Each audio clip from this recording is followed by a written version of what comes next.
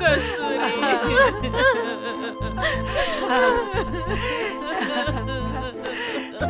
ఎందుకయ్యా మురళి ఇలాంటి పనులు చేస్తున్నా? ఏంటయ్యా మురళి, నీ ఆరోగ్యాన్ని ఇలా పాడు చేసుకుంటున్నావు.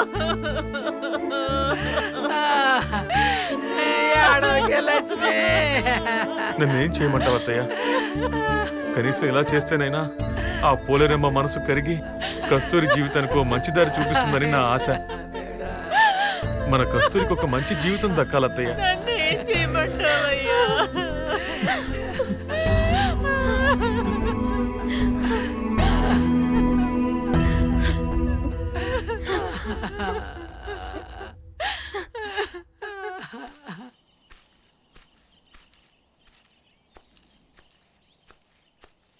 దేవి,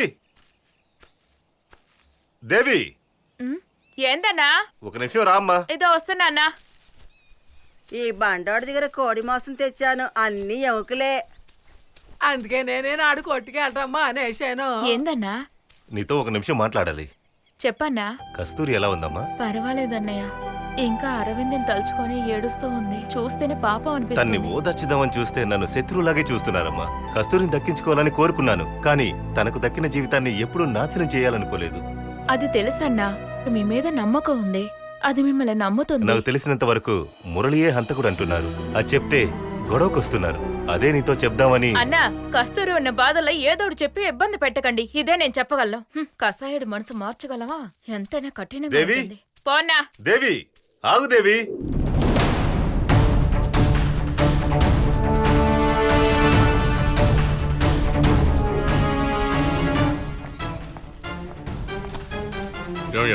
రండి సార్.